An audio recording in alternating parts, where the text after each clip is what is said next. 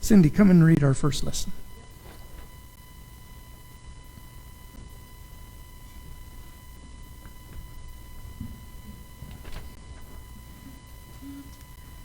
Okay, our first reading today is taken from the book of Mark, chapter 9, verses 33 through 37. They came to Capernaum. When he was in the house, he asked them, "What were you arguing about on the road?" But they kept quiet because on the way they had argued about who was the greatest. Sitting down, Jesus called the 12 and said, "Anyone who wants to be first must be the very last and the servant of all." He took a little child whom he placed among them. Taking the child in his arms, he said to them, "Whoever welcomes one of these little children in my name welcomes me, and whoever welcomes me does not welcome me, but the one who sent me." Thank you to God for the reading of his word.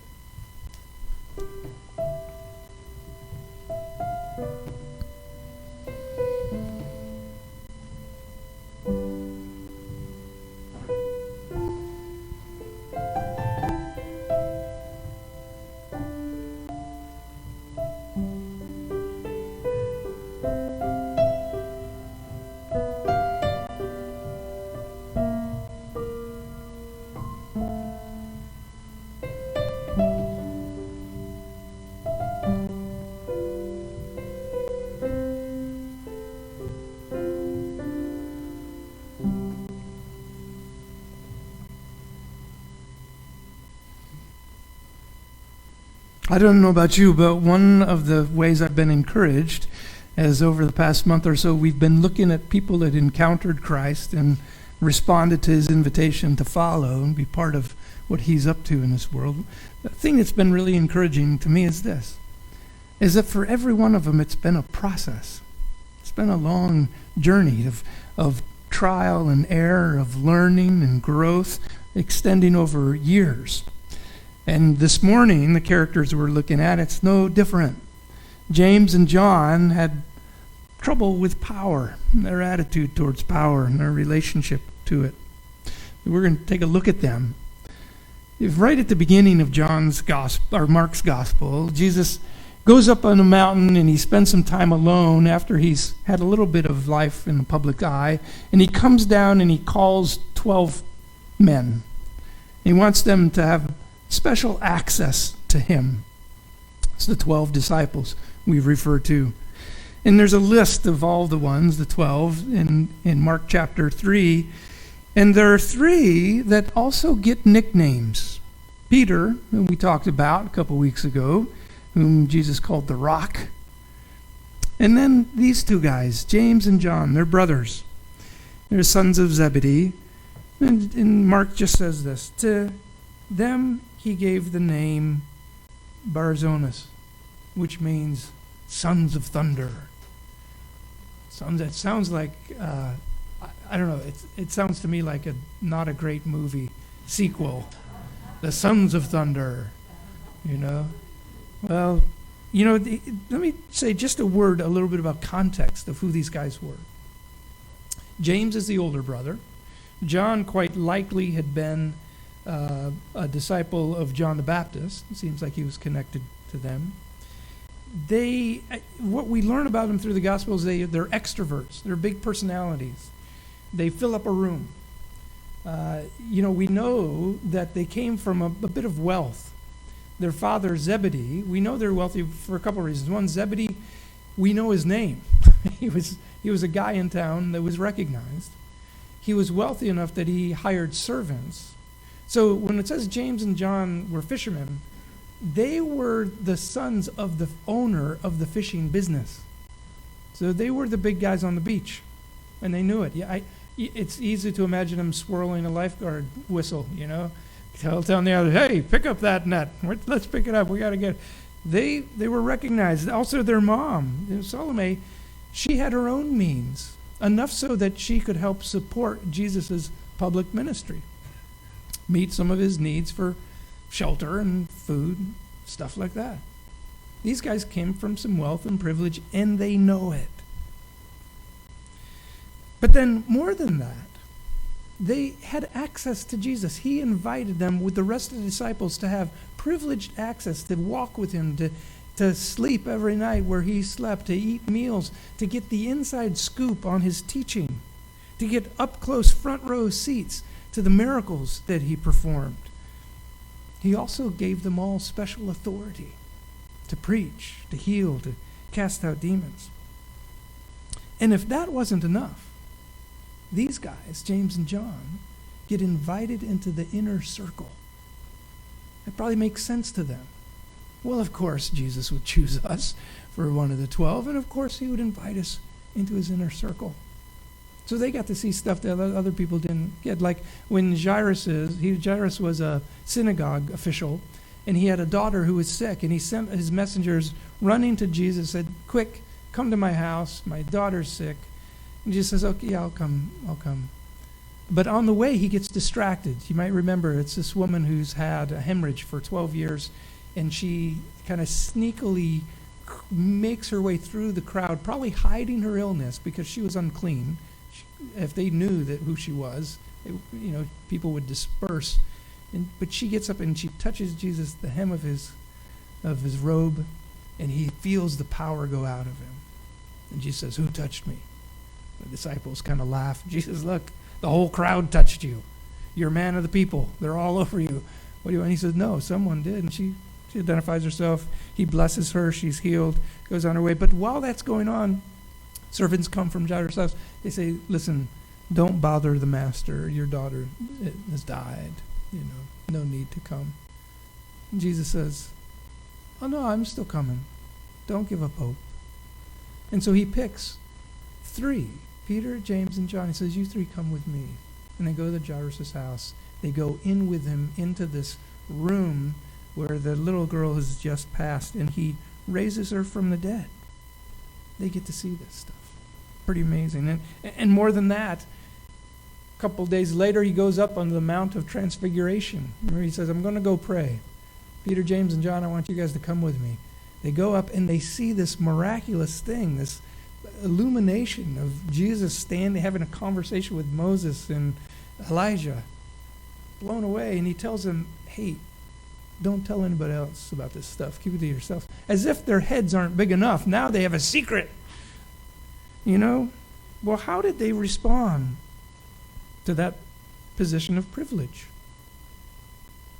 Well, we're not sure who started the argument that Cindy read for us in Mark 9. The disciples, an argument breaks out because they're arguing who's the greatest. I'm not sure who started that argument, but we have a good reason to suspect it was James and John. And Jesus does this beautiful thing. He's a master teacher, and he doesn't just tell them stuff, he shows them stuff. So he brings a little child, and he says he embraces him in their midst, and he says, "Look, right here, this one in your midst. If you want to be first, you must be last. And whoever welcomes a little child welcomes me." As if to say, "Look, guys, I have given you special access. I've treated you as special inside friends, but that doesn't make you more special." So he gives them that great lesson, and then just one chapter later, what happens? Some parents, they're in a town, parents are bringing their kids out to meet Jesus and be blessed. And what do the disciples do? Send them away. Get these kids out of here. This is an important man. He's doing important work. Can't be distracted with children. Jesus is like, you guys, you don't get it. Let these little ones come to me. Don't hinder them, for the kingdom of God belongs to ones such as these. Yeah. So I tell you the truth. Anyone who will not receive the kingdom like a little child won't enter it. Then he took a child in his arms, placed his hands on them, and he blessed them. And it seems Jesus now twice has made this illustration, a great way to teach. It says the kingdom is not about position or privilege or power, but it's like childlike wonder and joy and gratitude and love and trust. I think that's a hard lesson for us to learn the more we're accustomed to privilege and power and position. And I was reminded of this situation. A young, beautiful woman contacts the pastor and says, "Listen, I need to make a confession. Wonder if we could set up a time to talk. He said, that's all right, you can come. The administrator will be in this afternoon. I'll be in my office. Come by. So she comes in. He says, well, what is this besetting sin that so troubles you? She says, I can't help myself, but every week when we sit in church, I look around at all the other people there, and I just can't help but feeling so grateful that I am the most beautiful. He says, oh, honey, that's not a sin. That's a mistake. We get distorted. Our view of ourselves can get distorted. Things get out of whack with our own view of ourselves. James and John had a hard time with that. We've already seen it. But there are 3 other episodes where they're clinging to power. They're seeking significance and holding on to it. Having an inflated sense of their own importance gets in their way. And we see it there's an episode in Mark 9. They say, hey, Jesus, we just want to let you know, we saw some guy over there. He was casting out demons in your name, but he's not one of us, so we told him to stop. Jesus says, oh, you guys, don't tell him to stop. If he's doing good work, he's doing good work. No one who casts out a demon in my name today is going to turn around and curse me tomorrow. Don't worry about it. I tell you, anyone who gives even a cup of cold water in my name will certainly not lose their reward. Don't think your work is so important that this other stuff doesn't matter. You can cut it off. They had this attitude that even the ones that were on their same team ought to stop their activity if it stole from any of their glory. Right? Jesus says, you don't get it. You're missing it. A little while later, they have an encounter with people who are not on their same team. They have to pass through the town of Samaria, or through the country of Samaria, and Jesus, at the end is near. He's headed to Jerusalem, and he knows that he'll be crucified there. And he sends them ahead to make preparations, but the folks in this Samaritan town say, we don't want you here. And the text is kind of odd. It says, because they saw he was set on Jerusalem, then they didn't welcome him. Now, it might be because they thought, well, yeah, the Jews think Jerusalem is so hot. We worship someplace else. We thought maybe Jesus, he likes to walk through this place. He treats us like people. Maybe he would worship with us, but he's going to Jerusalem. Or maybe they knew, word was out, this guy is persona non grata with Rome. And they didn't want to harbor somebody who would cause trouble. We don't know. But anyhow, they say, we'd rather you guys not. And so James and John say, Jesus, should we call down lightning and strike them dead? Why? Because those ones who are against us shouldn't even exist anymore. Jesus responds, he says, no, don't do that. It just says he rebuked them. Later manuscripts, not the earliest ones, but some later ones, it seems like a scribe added some commentary somewhere. It says, you don't know what manner of spirit you are of. She says, you guys don't even get how foul you sound. You are so far off base. I didn't come to destroy people's lives, but to save them. Still, they don't get it. They want to harbor and hold on to and hold authority and privilege and power and the glory. They want to exclude, even to the point of death, those who would compete with them on that. And then, as if they don't get the point, or we, the readers, haven't gotten the point yet, at one point, they come right out and say to him, Jesus, we want you to do for us whatever we ask you to do. And Jesus says, well, okay, what do you want me to do? And he replied, well, when you come into your glory, when your kingdom with, it drops from heaven or it is established here, however it is, we want to one of us sit on your right side and one on your left side. We want to be right with you in the center of action at the seat of power. Jesus simply says, you don't know what you're asking. Says, one, do you think you can drink the cup that I'm going to drink or be baptized with the baptism I'm about to? And he's referring to suffering and death. And they say, oh yeah, sure, we can do it. He says, well, I bet you will drink the same cup and suffer the same baptism. But who sits on my right and left, that's not for me to decide. Don't worry about it. You know. These guys are so blatant in their desire to hold on to position and privilege and power. But you know, you don't have to have a lot of position or privilege or power to want to hold on to it. In little ways. I see this in my own heart often. I'll make a sad confession to you. So about a month ago, I get a text from one of my nieces. I'm not in the habit of getting texts from her. She says, "Hey, Uncle Greg, what's your best email to reach out to you? We want to give you a gift. My new husband, Tim, and I want to give you a gift." And I said, "Okay, that's great. I look forward to it. Here's my email." I get a short email message saying, "We're giving you a gift of some sessions with a Bible coach. So we think it'll be really helpful." And I thought, a Bible coach? I don't know what a Bible coach is. How would I use a Bible coach? And I think I wrote back, "Well, that's really thoughtful of you, but I don't know what a Bible coach is, and I don't know how I'd use one." And I'm even thinking, come on, me need a Bible coach? It shouldn't this be the other way around, you guys? You know?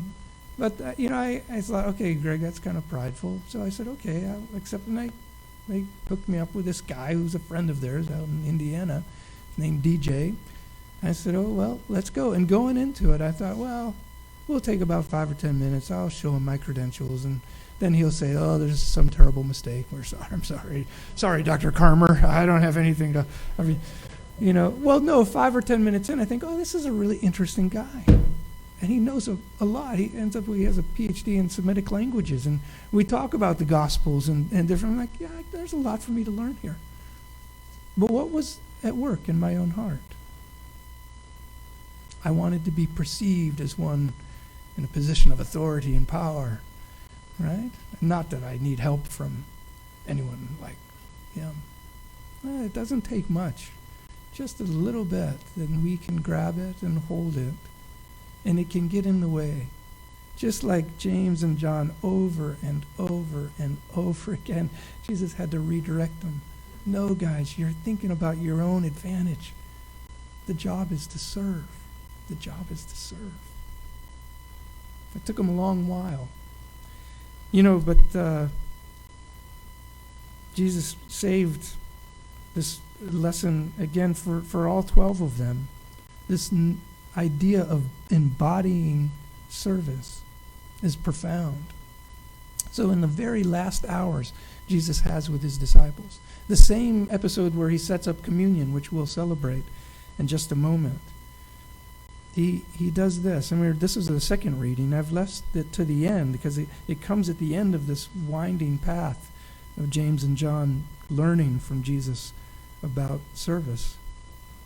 He doesn't have much time with them, and so he's only going to use these minutes in ways that matter most.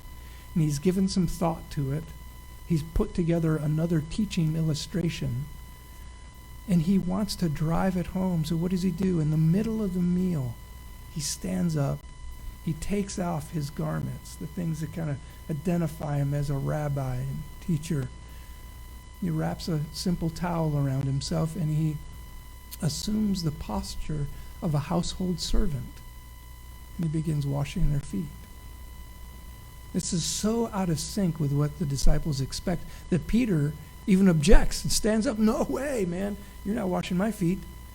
You're the big guy, and I'm pretty big too. And we should have some servant doing this for us. And Jesus washes his feet, and then he says this. This is John chapter 13. Do you understand what I have done for you? You call me teacher and Lord, and that's right. That is who I am. But if I then, your Lord and your teacher, somebody who has authority and power and privilege, rightfully so, if I have washed your feet, assumed the role of a household servant, and done a menial task to benefit you, well then you ought to serve one another that way, wash one another's feet. For here I've given you an example that you should do just as I have done to you. For truly I say that a servant is not greater than his master, or a messenger greater than the one who sent him. And if you know these things, blessed are you if you do them. If you know these things, blessed are you if you do them. James and John needed to be reminded over and over and over. And I belong in that same camp. I have to be reminded over and over. It's not enough to be familiar with this passage. The blessing comes in doing it. You know, the story that ends this way, James and John did learn what it meant to be a servant. They indeed did drink a bitter cup that Jesus shared. James was the first of the apostles to be killed for his faith in Jesus. We read about it in Acts. It says King Herod arrested some of those who belonged to the church, intending to persecute them, and he had James, John's brother, put to death with a sword. And he saw that that met with approval among the Jews, so he proceeded to seize Peter likewise. James, just a disposable one in Herod's empire. But he learned what it meant.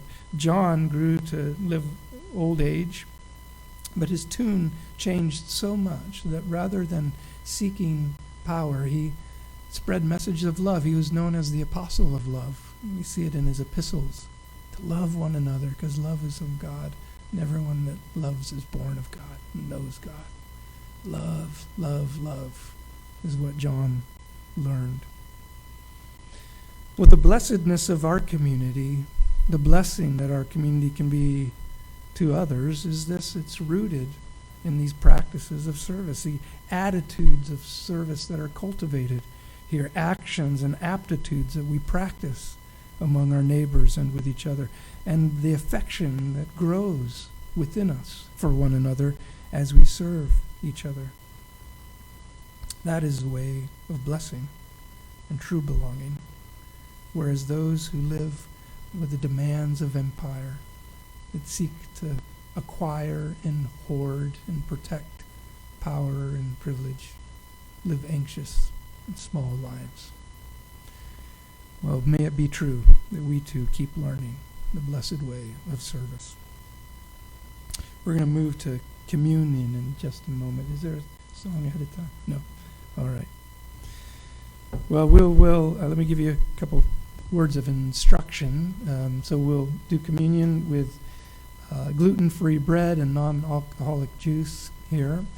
In the email, I indicated that if sharing bread from a common plate feels like too much of a risk for you for health reasons, you're welcome to use your own elements.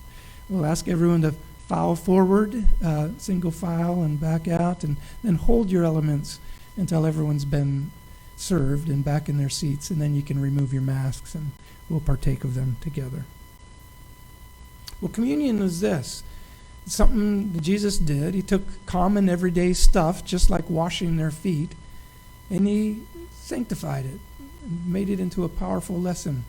The stuff of an everyday meal, bread and drink. And he gave it to us and those who come after him as a remembrance of his death and a testimony to his coming again. And by it, we both demonstrate our belonging to Christ, and we strengthen our belonging to one another. We pledge ourselves to live in harmony and peace in his Spirit.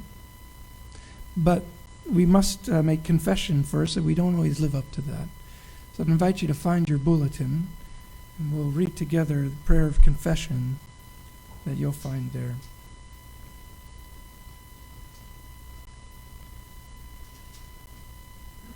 Most merciful God, we confess that we have sinned against you in thought and word and deed, by what we have done and what we have left undone. We have not loved you with our whole heart, and we have not loved our neighbors as ourselves.